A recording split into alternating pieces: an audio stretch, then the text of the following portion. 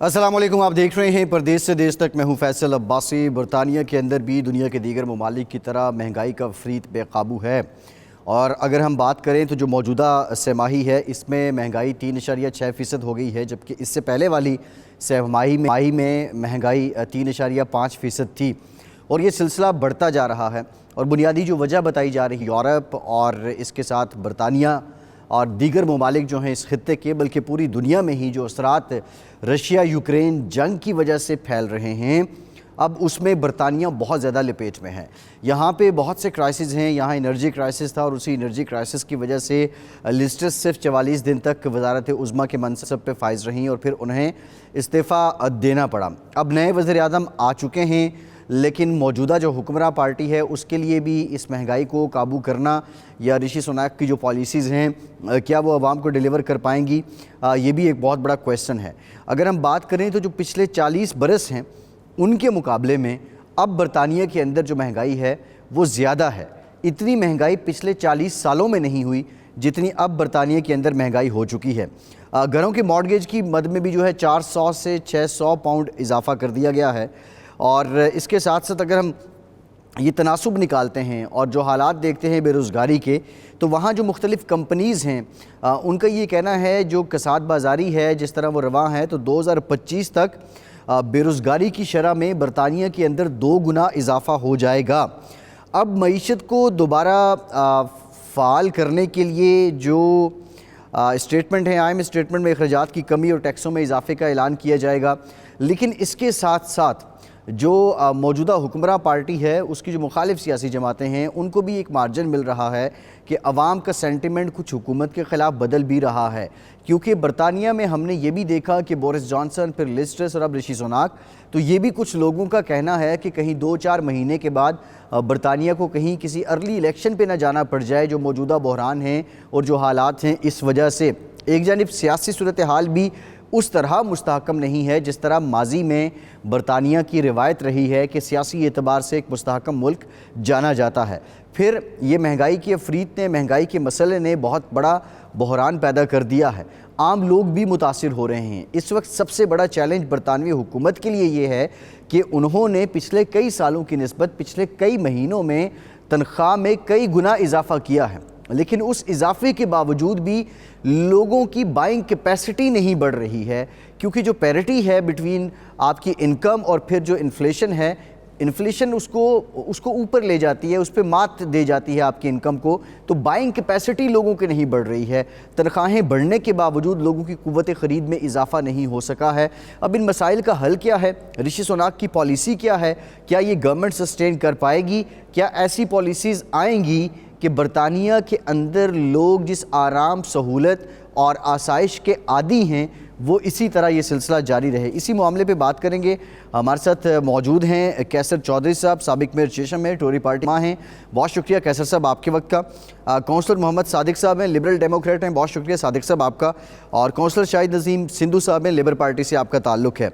कैसर चौधरी साहब ये बताइएगा कि जो अब ऋषि सुनाक की पॉलिसी है या ये जो पॉलिसी तरतीब दे रहे हैं, क्या इसमें इतनी जान नज़र आती है कि बरतानिया के अवाम वो जो रिवायती तौर पर सहूलत आसाइश में रहते हैं उस तरह की सहूलत आसाइश उन्हें फिर से मिलेगी और महंगाई का असर उन पर कम होगा? कैसर चौधरी साहब। जी बिस्मिल्लाह, thank you thank you having me. देखें, इसमें तो कोई डाउट नहीं है कि जो इन्फ्लेशन है वो दिन ब दिन बढ़ रही है। इसमें हमें एक जो ग्लोबल इश्यू है इस जो पूरी दुनिया में चल रहा है और ख़ास करके यूके में जो ब्रेक्सिट और कोविड के बाद हालात बने में, तो उनमें बड़ा मुश्किल है इस तरह की चीज़ों को लेके चलना। और मैं समझता हूँ कि अभी थर्सडे कल हमारी जो है वो चांसलर और प्राइम मिनिस्टर जो है वो कुछ हार्ड डिसीजन ले रहे हैं। तो जो बजट है वो पेश किया जाएगा, तो उसमें इनके लिए इतना इजी नहीं होगा। देखें तो अगर इन्फ्लेशन जो है इस टाइम 11.1% पे चली गई है, जो कि यूके की 40 साल हिस्ट्री में कभी पहले ऐसे नहीं हुआ है। वो मैं समझता हूँ कि उसकी जो बड़ी वजूहात हैं वो ब्रेक्सिट और कोविड और इस तरह के हालात भी हैं। ये ग्लोबल इशू है, इसको देखें कंट्रोल करना तो बड़ा मुश्किल है। लेकिन जिस तरह से वो उन्होंने पैकेजेस अनाउंस कर रहे हैं पहले भी वो रीबेट दिया गया है एनर्जी पे, वनरेबल जो हैं, जो फैमिली लोअर इनकम हैं, उनके लिए हेल्प अनाउंस की गई है, पैकेजेस अनाउंस किए गए हैं। अभी फिर से उन्होंने 1100 का पैकेज जो है वो अनाउंस करने जा रहे हैं, ताकि उनको विंटर में जो कि एनर्जी प्राइसेस बढ़ेंगे, इन्फ्लेशन बढ़ रही है, उसमें हेल्प होगी। तो जो कि 2-3 इंस्टॉलमेंट मेरे ख्याल में पे किया जाएगा। एक इंस्टॉलमेंट तो मेरे ख्याल में रिसेंटली लास्ट वीक में पे किया गया है लोगों को। तो इस तरह की वो अनाउंसमेंट कर रहे हैं, लेकिन 60 बिलियन का ब्लैक होल हो रहा है, जो कि बड़ा मुश्किल होगा उनके लिए भी। और अगर फर्ज करें कि जैसा कि कहा गया है कि जी अगर कोई और अपोजिशन को इलेक्शन करवाए जाते हैं और कोई आता है, तो उसके लिए भी इसी तरह से मुश्किल होगा। तो ये बड़ी डिफिकल्ट सिचुएशन है। और मैं समझता हूँ जिस तरह से वो दोनों काम कर रहे हैं, तो मेरे ख्याल में कुछ हालात पहले से बेहतर हो जाएंगे, लेकिन उसमें थोड़ा सा टाइम लगेगा, चूंकि हमारी ट्रेड डील यूएसए के साथ चल रही है, ब्रेक्सिट के बाद ऑस्ट्रेलिया के साथ हमारी कुछ नेगोशिएशन चल रही है, यूएसए के साथ और बहुत से जो ममालिक हैं उनसे भी हमारी बातचीत हो रही है। सो होपफुली के वो कुछ आने वाले दिनों में बेहतरी नजर आएगी।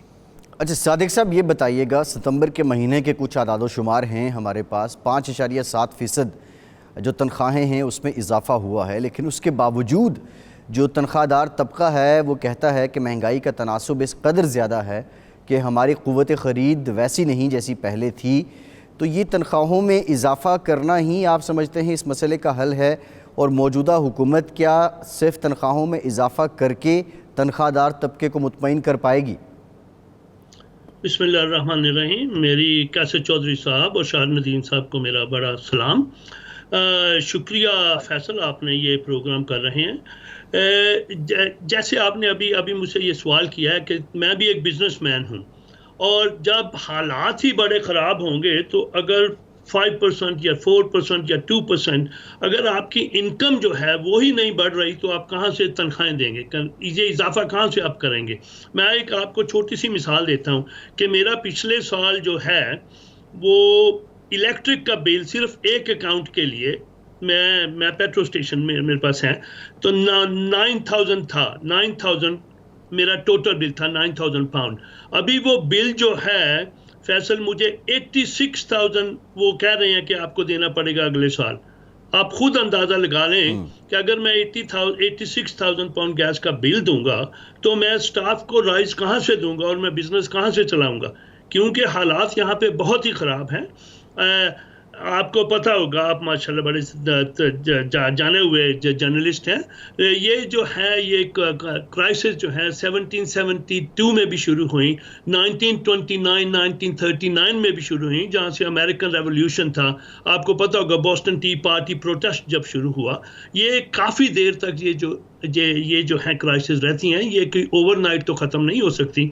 अभी CPI इंडेक्स जो है हमारा अक्टूबर का is 11.1%, it jumped by 1% from सितंबर। अभी ये तो ऊपर से ऊपर इन्फ्लेशन, मैंने कभी सोचा भी नहीं था कि इन्फ्लेशन जो है 41 ईयर्स हाई 11.1%, और ये तसलसल है गलत पॉलिसियों का। एक ही दिन में ये इन्फ्लेशन, ये हालात ख़राब नहीं हो जाते। ये मेरे भाई हैं कैसर भाई, उनसे मैं इस बात के ऊपर वो नाराज़ नहीं हो जाए मुझसे कि ये कंजर्वेटिव पार्टी की गलत पॉलिसियों का तसलसल है। ये इस तरह के हालात जो हैं एक दिन में तो पैदा नहीं हो जाते ना, इनको शुरू से ही कंट्रोल करना चाहिए था। मैं with due respect to my colleague, अगर यही लेबर या लिबडेम की पॉलिसी होती तो ये सब न्यूज़ चैनल की जीनत बनी हुई होती, सब न्यूज़ चैनल इसको हाईलाइट करते। अभी कोई हाईलाइट हो रहा है, बहुत कम हाईलाइट हो रहा है। गरीब आदमी जो है, यकीन करें, गरीब आदमी जो है वो या तो अपने घर की हीट करें, तो या अपने बच्चों का फूड लेके आए। एक दूध की बोतल जो थी, जो 1 पाउंड में 2 लीटर आया करती थी फैसल, अभी मेरी बेटी खरीद के लेके आई है 2 पाउंड एंड 29 पेंस, वो भी होलसेलर से। अभी आप अंदाजा लगाएं कि इन्फ्लेशन कहां से कहां चली गई। ये बड़ा इंपॉर्टेंट नुक्ता है, ये बड़ा इंपॉर्टेंट नुक्ता है। मैं एक ब्रेक की तरफ जा रहा हूँ। ब्रेक से जब वापस आऊँगा तो मैं शाहिद नदीम साहब से ये जानना चाहूँगा, अब हमें तो ये मालूम होता है कि शायद ये बरतानिया की हुकूमत और बरतानिया की रियासत के अपने हाथों की दी हुई गांठें हैं जो अब दांतों से खोलनी पड़ रही हैं, क्योंकि जो अमेरिका की पॉलिसी है यूक्रेन और रशिया के मामले में, उससे शायद अमेरिका तो उतना सफ़र नहीं हो रहा, लेकिन बरतानिया और यूरोप जो है वो खासा खासी हद तक मुतासिर हो रहा है। ब्रेक के बाद इस करेंगे, हमारे साथ रहिए।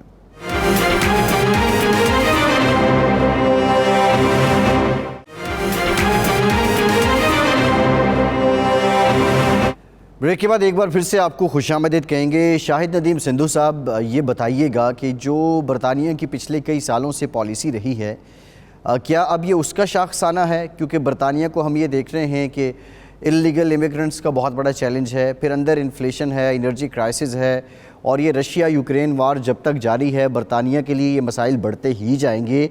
तो बरतानिया अमेरिका के साथ तन मन धन लगा के क्यों खड़ा है? जी बहुत शुक्रिया, और बड़ी अच्छी बातें और गुफ्तगू हुई है।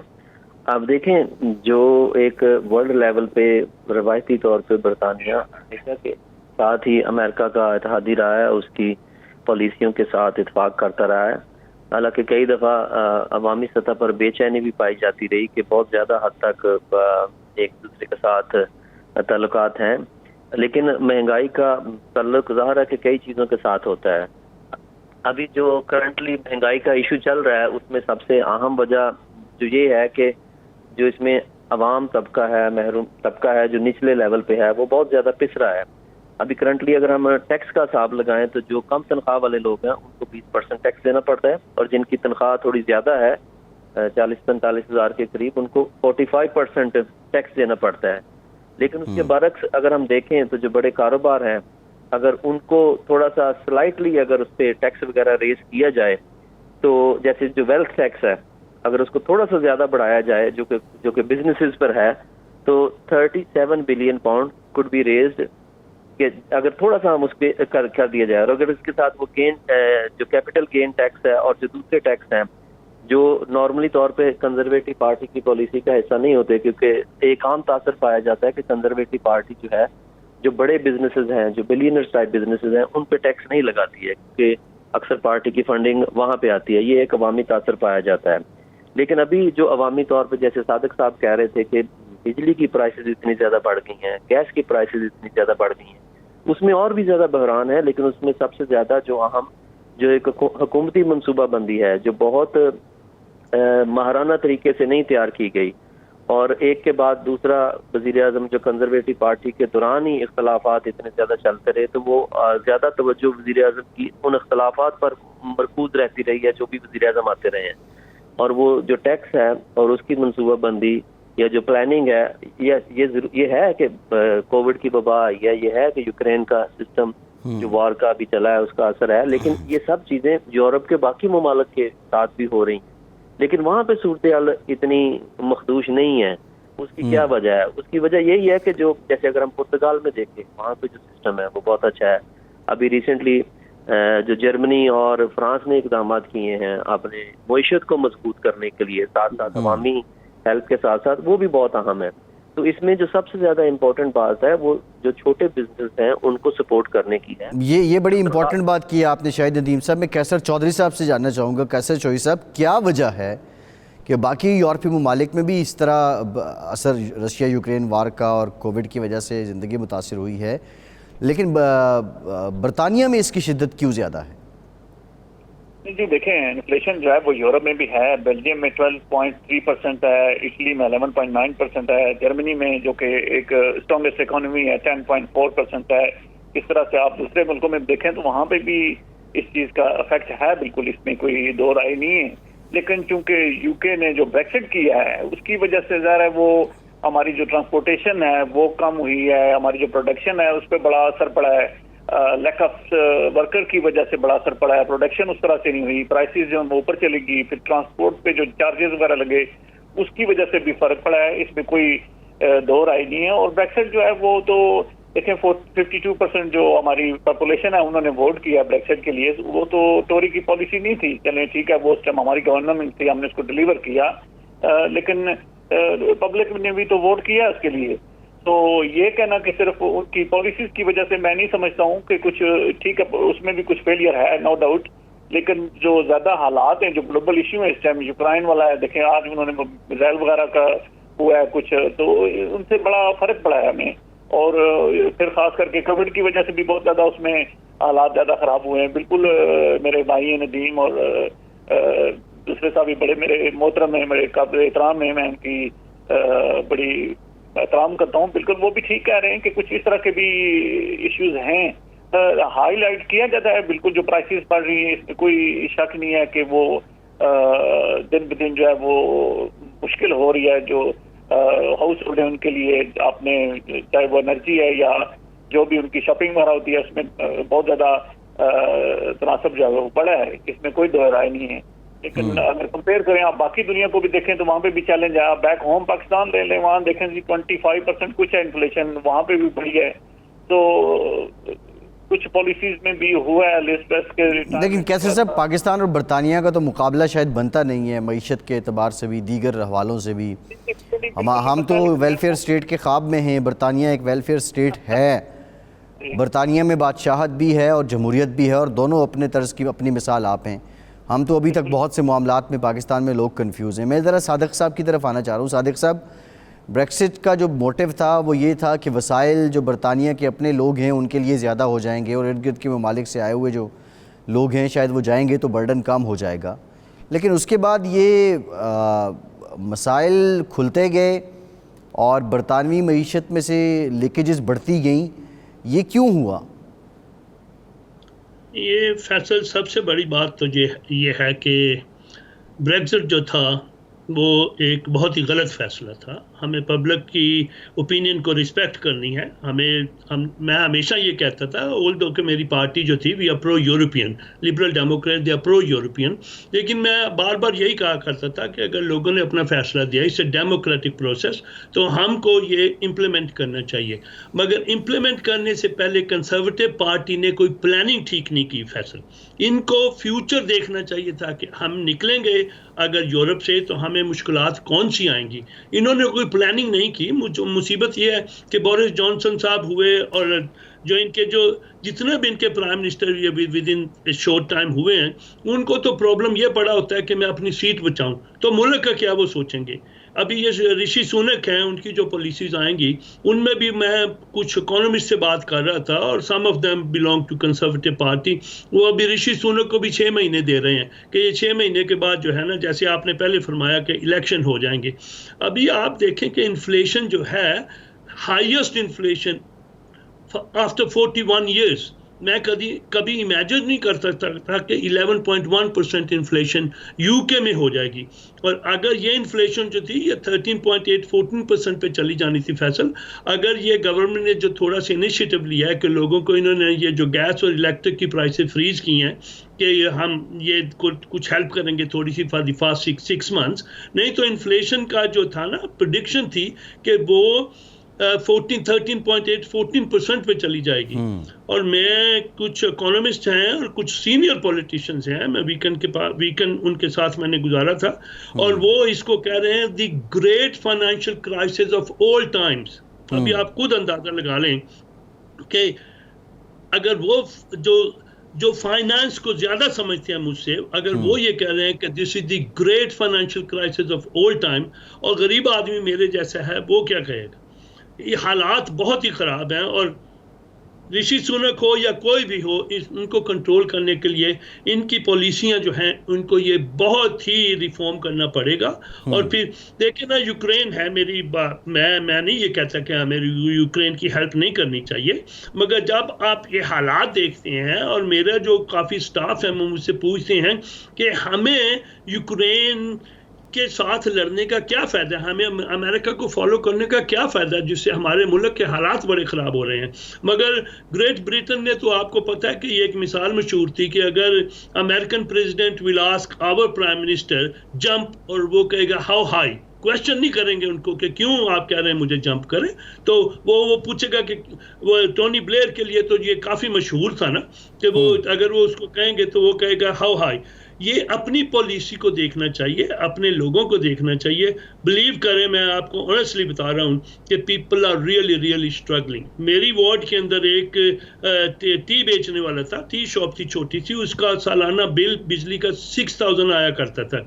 अभी उसकी प्रेडिक्शन थी 36,000, बेचारे ने बंद कर दिया। अभी वो क्या करेगा, कौन 36,000 दे सकता है। मैंने अपना बताया आपको, मुझे वो कह रहे हैं कि 86,000 आपको देना पड़ेगा।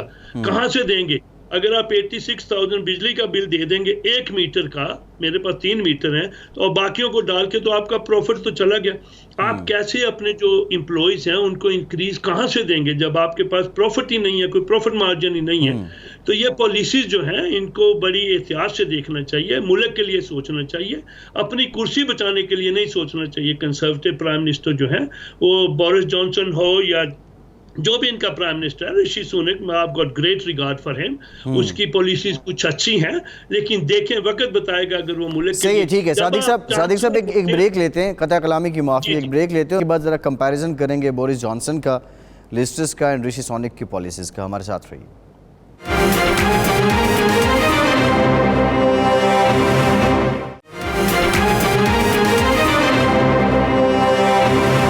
ब्रेक के बाद एक बार फिर से आपको खुशामदीद कहेंगे। शाहिद नदीम साहब, अब ब्रेक्सिट के बारे में बहुत मुतज़ाद किस्म की आरा हैं, कोई इसको ठीक कहता है, कोई इसको ठीक नहीं कहता, लेकिन एक कॉमन बात है और वो इसका जो रिज़ल्ट निकला है अगर हम बात करें तो वो बरतानिया उसके बाद क्राइसिस दर क्राइसिस एक कैफियत है।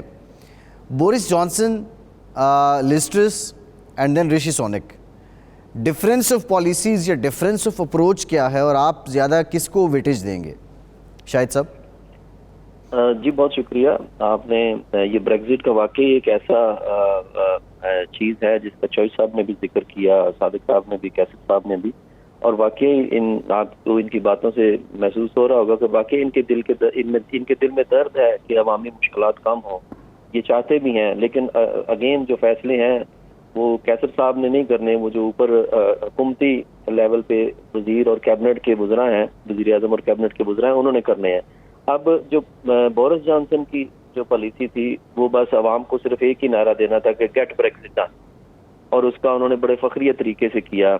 और जब उससे पहले थ्रीसा में जो फेल हो रही थी उसमें वो नहीं कर पा रही थी, क्योंकि उसमें सबसे बड़ी जो एक मुश्किल थी वो जो फ्राइडे पीस एग्रीमेंट है, जिसमें आयरलैंड के साथ, नॉर्दर्न आयरलैंड और आयरलैंड के दरमियान जो मुआहदा है एक अमन जिसे जो लेके आया था बरतानिया में, वो एक बहुत बड़ा मसला था। अब वो बुनियादी तौर पे एक वो जो बॉर्डर सा बना हुआ है यूरोपियन यूनियन के और यूके के दरमियान में, जो स्कॉटलैंड और नॉर्दर्न आयरलैंड को जो भी यूके का पार्ट है उसके दरमियान, ताकि वो जो कस्टम यूनियन के हवाले से है। तो इस तरह की बेशुमार चीजें थी जो बोरिस जॉनसन सिर्फ ये दिखाना चाहते थे कि ये मैंने ये डिलीवर कर दिया जिसके ऊपर मैंने आपसे वोट लिया था। तो इस चक्कर में वो जो मुआशी पॉलिसियां हैं उसके ऊपर वो इतनी तवज्जो नहीं दे पाए। और जब लिज ट्रस आई हैं तो उन्होंने जो पॉलिसियां तरतीब दी उसके ऊपर जो बड़े मालियाती इदारे थे और जो बड़े पॉलिसी मेकर थे उन्होंने जब सवाल खड़े कर दिए, तो वो जो उर्दू का एक मुहावरा है कि अभी उड़ने भी न पाया तो बार काट दिए, तो अभी उनकी हुकूमत चली भी नहीं कि खत्म हो गई। तो अभी जो मौजूदा सूरत हाल है उसमें जैसे वो स्टैटिस्टिक्स नजर आ रहे हैं जो आम अवामी सतह पे लोगों से गुजरे हैं, वो वाकई एक तकलीफदेह है। इसका अगर कोई लोग अफोर्ड कर सकते हैं, जैसे ऋषि सुनक हमारे वज़ीर आज़म है, वो इतने अमीर हैं कि हमारे जो बादशाह चार्ल्स हैं उनसे भी ज्यादा अमीर हैं, तो उनके लिए तो ये इन्फ्लेशन का कोई असर नहीं पड़ेगा। और भी इस तरह के कई जो एमपीज हैं जिनमें अक्सरियत कंजर्वेटिव पार्टीज के एमपीज हैं कि उनके ऊपर इन्फ्लेशन का कोई फर्क नहीं पड़ेगा। लेकिन बुनियादी तौर पे जो अवाम है, जो जिनको बेनिफिट पे रिलाई करना पड़ रहा है, जिनकी इनकम कम है, वो उनके लिए एक बहुत मुश्किलात हो रही हैं। तो जरूरत ऐसी है कि ऐसी पॉलिसी आए जिससे इकोनॉमी ग्रो हो और एक वेल पेड जॉब्स आए और मुल्क में एक ऐसी इन्वेस्टमेंट आए। बेसिकली जो सिस्टम है जो कंजर्वेटिव पार्टी पिछले इतने सालों से चला रही है, एक दहाई से ज्यादा अरसे में, it's not fit for purpose, और इसका जो स्ट्रक्चर है वो चेंज करने की जरूरत है। तो जिसके लिए labour party ready and waiting for the government. सही है। अच्छा, मैं कैसर चोई साहब, खैर ये तो शाहिद साहब की हाई होप्स हैं, बहरहाल वो तो अवाम ने ही फैसला करना है, लेकिन मेरा सवाल ये है कि आपकी पार्टी के वादे दावे मंशूर and then Boris Johnson, Liz Truss and Rishi Sunak की पॉलिसीज़, इनमें कन्फ्लिक्ट क्यों है? देखें, वो आप जब बाहर से बैठ के किसी गेम को वॉच कर रहे हैं, फुटबॉल है या क्रिकेट है किसी को, तो आप बाहर से कुछ और नजर आता है, लेकिन आप जब प्लेइंग फील्ड पे है ना तो इट्स डिफरेंट जी। आपको कुछ उस तरह से खेलना पड़ता है, हालात, ग्राउंड रियलिटी और जो कुछ वहाँ की कंडीशंस हैं उनको देख के खेलना पड़ता है। इसी तरह पॉलिटिक्स में भी ऐसे ही है कि जब आप बाहर बैठे तो आप उसको क्रिटिसाइज बड़ा कर सकते हैं। मेरे भाई हैं मोहतरम, मैं इनकी रिस्पेक्ट करता हूँ, ठीक है, उनके अपने व्यूज हैं, लेकिन वो जो डिलीवर करना है इस क्वाइट डिफिकल्ट, इतना इजी नहीं है। जैसा कि मैंने कहा ना, जब ब्रेक्सिट हुआ मैंने खुद रिमेन के लिए वोट किया और हमारा जो ये एरिया हमने रिमेन के लिए विन किया था यहाँ से, मैं इसके अगेंस्ट था बिल्कुल, ठीक है, मैं पार्टी के साथ हूँ, लेकिन मेरे अपने राइट्स हैं, अपने व्यूज हैं। तो उसकी वजह से यूरोप की तरफ से भी हमें काफी जो है वो हार्डशिप देखने को मिल रही है, जो कि हमारी ज्यादा बिजनेस जो था वो यूरोप के साथ भी था। और जो आप कह रहे हैं कि बोरिस ने जो क्या के डिलीवर किया, चूंकि थ्रेजा में वो भी चली कि कैमरन थे, उन्होंने कहा जी कि डिसीजन तो मेरे अगेंस्ट आ गया, मोरली उन्होंने रिजाइन कर दिया, थ्रेजा ने भी कर दिया कि मैं भाई इसको कंटिन्यू नहीं कर सकती। तो फिर किसी को तो ये काम करना था, इलेक्शन तो कॉल नहीं किए जा सकते थे। तो बोरिस ने मेरे ख्याल में बड़ा वो इज वेरी, मैं एडमायर करता हूँ उनकी, उन्होंने प्रेशर को लिया, हैंडल किया और जो डिलीवर किया जो कि हमारी पब्लिक चाहती थी। सो फिर ये बहुत सी इस तरह के इशू होते हैं। रशीद देखे उनके साथ काम करते रहे, उनके बड़े हामी थे, उनकी कैबिनेट में थे और वो उस टाइम भी चांसलर रहे हैं। सो तो पॉलिसी उनकी सेम ही थी, कोई डिफरेंट नहीं थी, लेकिन एंड पे चूंकि बोरिस को वो क्रिटिसिज्म हमारे जो मेंबर्स हैं, हमारी जो पार्टी के अंदर भी लोग हैं और पब्लिक बाकी जो यहाँ पे उसकी तरफ से साथ हो, तो रशीद भी उनको फिर छोड़कर चले गए थे, इसमें कोई शक नहीं है। लेकिन पॉलिसीज उनकी तकरीबन सेम ही है। लेकिन देखें, जैसा वो कह रहे हैं ना कि अभी तक उन्होंने कैसे सब लिस्टर्स को टाइम क्यों नहीं दिया गया? मतलब 44 दिन का उनका इक़्तिदार था, 15-20 दिन मलिका के जो आखिरी रसूमात थी उस पर लगे, एक्टिविटी थी नहीं, और प्रैक्टिकली उन्होंने अगर हम देखें तो 1 महीना काम किया, और 1 महीना तो कोई काम नहीं है। Don't you think it was too early that she resigned?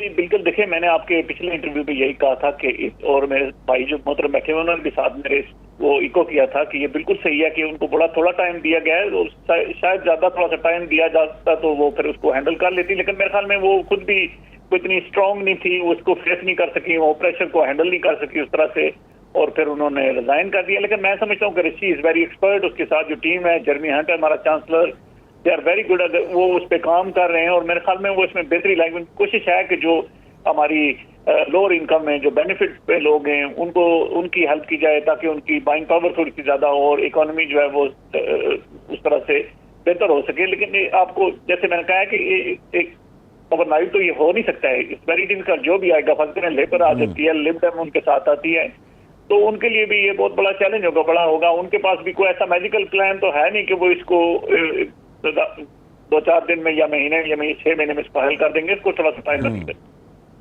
सही, एक ब्रेक लेते हैं और ब्रेक के बाद ज़रा सजेशंस एंड सॉल्यूशंस के हमारे साथ रहिए।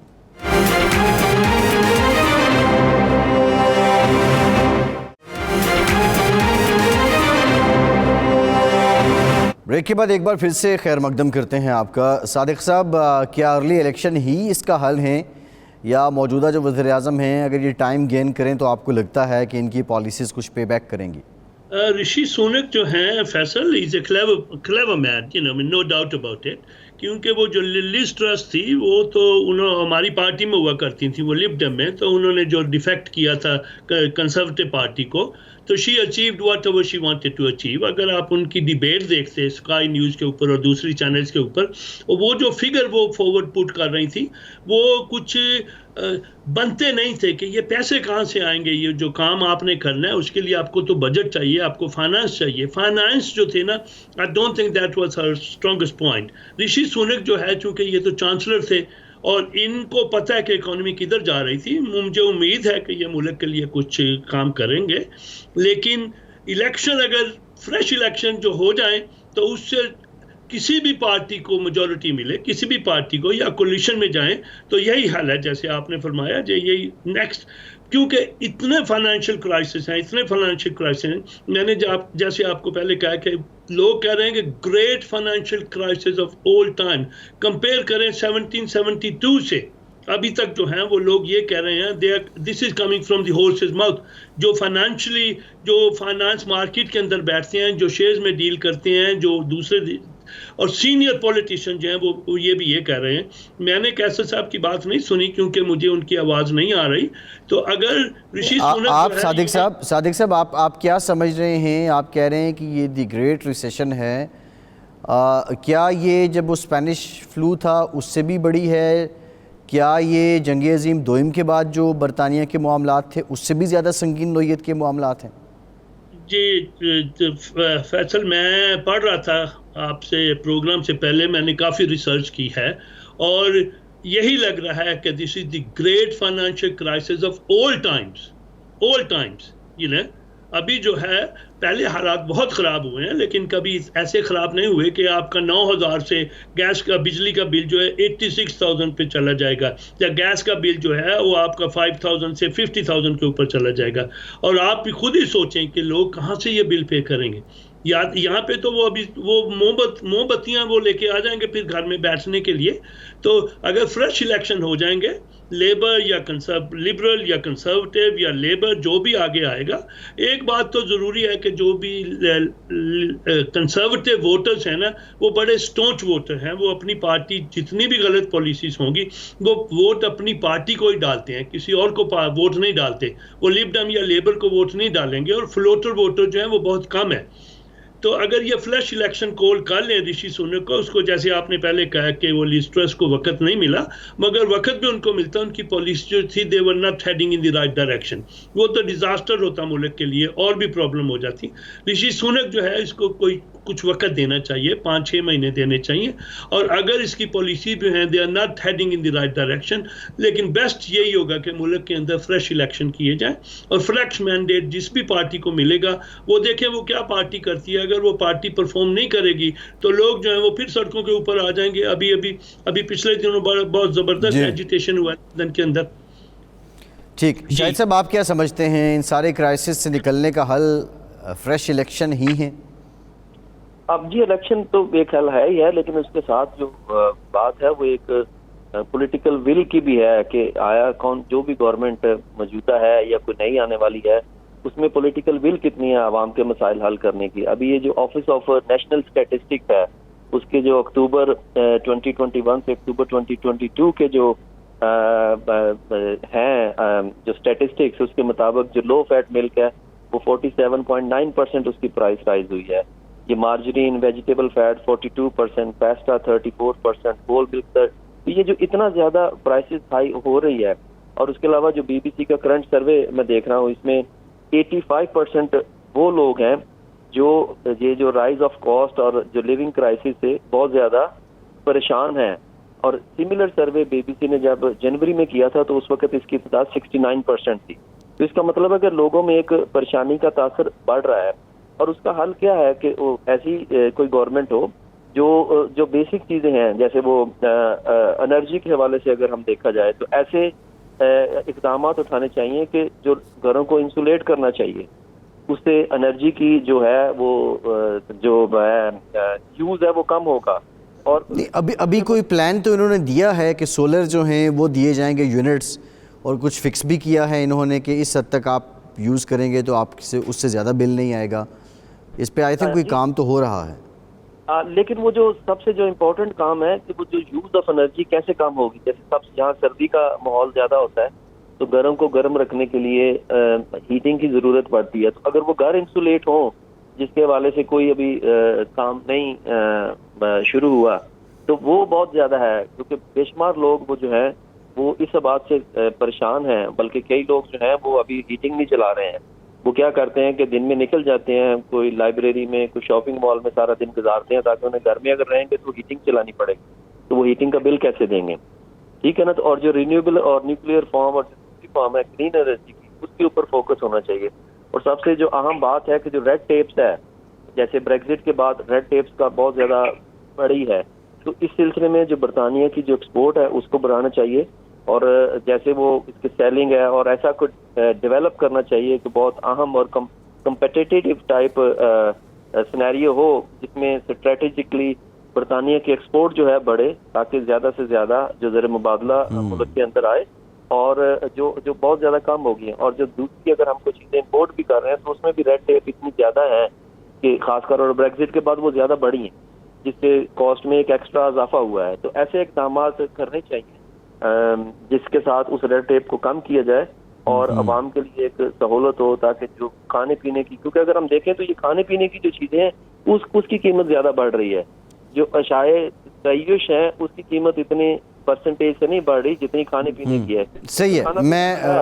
मुझे कैसर चौधरी साहब की तरफ जाना है। कैसर चौधरी साहब, शरह सूद में इजाफा हो गया, एनर्जी क्राइसिस है, बिज़नेस एक्टिविटी कैसे बढ़ेगी? जिस तरह बात कर रहे हैं शाहिद साहब भी कि एक्सपोर्ट हो, हमारे पास कुछ ज़र मुबादला आ जाए, तो अब ये जब इंटरनल क्राइसिस एनर्जी का भी आ चुका, शरह सूद भी बढ़ रही है, तो बिज़नेस एक्टिविटी कैसे बढ़ेगी कैसर चौधरी साहब?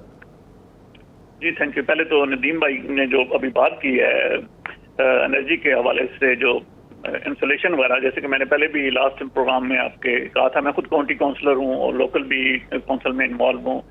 तो हमने पैकेजेस अनाउंस किए हैं जिसमें आपके घर की इंसुलेशन आती है, वॉल इंसुलेशन है, फ्लोर इंसुलेशन है, और सोलर पैनल की तरफ भी हम जा रहे हैं। तो लोगों को एडवाइस भी कर रहे हैं कि किस तरह से आपने एनर्जी यूज करनी है और घरों को अच्छी तरह से इंसुलेट करें, जो कि वो फ्री ऑफ कास्ट है, ग्रांट है, जो कि लोअर इनकम लोग हैं हमारी फैमिलीज, उनके लिए है कि अगर वो अपने घर को इंसुलेट करवाना चाहते हैं, वॉल इंसुलेशन उसमें आती है, फ्लोर इंसुलेशन है, और इस तरह की चीजें जो है वो प्रोवाइड करें, जिसमें बॉयलर भी जो है वो तक भी जो है वो प्रोवाइड किया जाता है, उसकी कास्ट जो है एक ग्रांट है उन लोगों के लिए।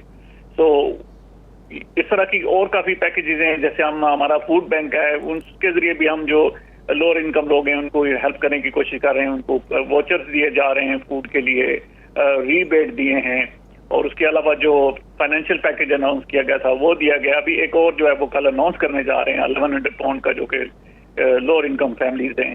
तो कोशिश तो पूरी तरह से की जा रही है, लेकिन हालात ऐसे हैं कि बड़ा डिफिकल्ट है, कभी इसको एकदम से सॉर्ट आउट करना किसी के लिए भी मुश्किल होगा। बिल्कुल उनको थोड़ा सा, मेरे ख्याल में ऋषि जो है फाइनेंस में एक्सपर्ट है और उसके बड़े अच्छे इन्फ्लेशन, उसकी इन्फ्लुएंस बड़ी अच्छी है, तो थोड़ा सा उनको टाइम देना चाहिए ताकि वो इनको मामला को हल कर सकें। लेट्स सी अनदर 6 मंथ, देखें जी 5-6 महीने कम से कम तो देने चाहिए। अगर ना तो कुछ हुआ तो हमारी पार्टी के अंदर भी बात चल रही है कि शायद हो सकता है कि उसके बाद इलेक्शन कॉल किए जाएं जी। तो इंपोर्ट एक्सपोर्ट का जहां तक है वो इज राइट नो इज यानी आप कह रहे हैं कि अभी 6 महीने से पहले जल्द इलेक्शन हो जाते हैं तो वो कोई इस मसले का हल नहीं होगा? नहीं, मैं नहीं समझता हूँ जी कि कोई वो, बल्कि और मिसाइल बढ़ेंगे, क्योंकि इलेक्शन होगा, कास्ट होगी, नए लोग आएंगे, उनको उस तरह से वो एक्सपीरियंस नहीं है अभी जो हालात हैं, तो फिर ज़ाहिर है उनके लिए भी मुश्किल होगी, उनके लिए भी कोई इतना ईजी नहीं होगा। तो मेरे ख्याल में तो हालात और ज्यादा खराब होंगे। लिहाजा इनको अभी आया है, इनको टाइम देनी चाहिए। इसके साथ अच्छी टीम है, जर्मी हंट है, ऋषि है और बाकी भी एक्सपर्ट हैं टीम में। तो फिर वो देखते हैं। अभी हमने अपना लोकल बजट पेश किया, मैं आपको बता दूंगा। हमारा जो डेफिसिट है इस टाइम 2 to 4 है, मेरे ख्याल में ऑलमोस्ट 3 ट्रिलियन जो है वो डेफिसिट है इस टाइम। तो किसी के लिए भी जो है वो उसको मुश्किल होगा आके जो चैलेंज है जी।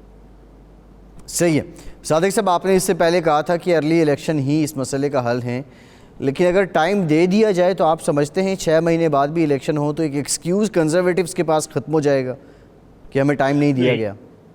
ऋषि सुनक साहब को 6 महीने तो देने चाहिए।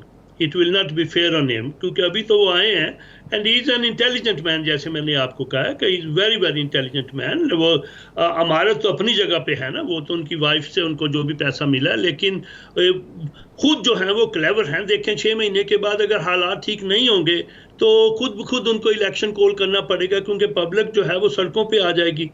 देखें ना, अभी फूड और ड्रिंक्स की प्राइसेस जो हैं दे आर हाईएस्ट सिंस 1977। अभी आप अंदाज़ा लगा लें। अभी जब कैसर साहब कह रहे थे, मैं लोकल कमेटी का चेयर हूँ, अभी परसों हम अपना बजट देख रहे थे। अभी इन लोगों को जो हम हेल्प करेंगे तो पैसा कहीं से तो आएगा ना, तो हमें कुछ ही और जो है बजट उसमें कटौती करनी पड़ेगी। यानी कि पॉट होल अगर हमें फिल करने हैं, हमारे पास पैसे नहीं है क्योंकि हम लोगों की हेल्प कर रहे हैं। कौंसल का बजट जो है, हम भी luckily we are not that much in minus, we are about 4-5 million जो है वो माइनस में जा रहे हैं इस वक्त, लेकिन हमारे पास कुछ रिजर्व हैं तो उसमें से ले आएंगे।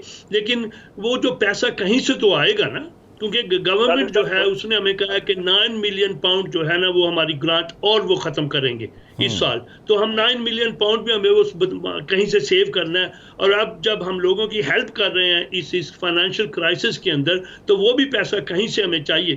तो उससे ये होगा कि हम सड़कों का बजट कम करेंगे, हाउसिंग का बजट कम करेंगे, क्योंकि पैसे आपको पता आसमान से तो नहीं आ रहे। पैसे तो जो कलेक्शन होगी 74% हमारी कलेक्शन जो है वो कॉर्पोरेट टैक्स से है। इससे तो वो तो आपको पता है इधर उधर से कहीं से ठीक। पैसा, अगर आपको वो क्या कहते हैं कि you rob Paul to give money to Peter, तो अगर एक से लेके दूसरे को पैसे देने जी, जी। पड़ेंगे तो कुछ तो ये काउंसलर सफर करेंगे। ठीक है सादिक साहब प्रोग्राम का टाइम ख़त्म हो गया। बहुत शुक्रिया मोहम्मद सादिक साहब, कैसर चौधरी साहब, शाहिद नदीम साहब, फैसल अब्बासी को आज के प्रोग्राम से इजाज़त दीजिए।